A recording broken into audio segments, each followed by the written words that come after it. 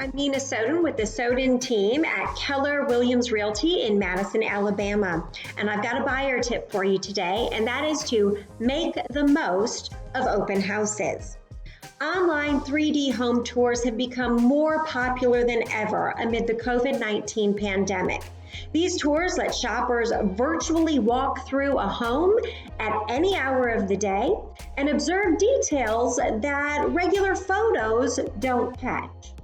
They don't supply all the information that an in-person visit can, like how the carpets smell, but they can help you narrow a list of properties to the ones you really want to see in person.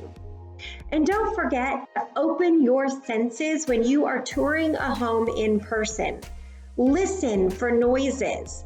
Pay attention to any odors that linger.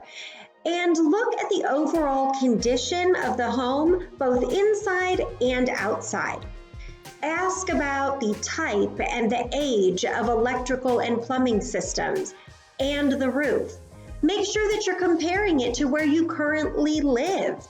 Does this house that you're touring meet all of your needs?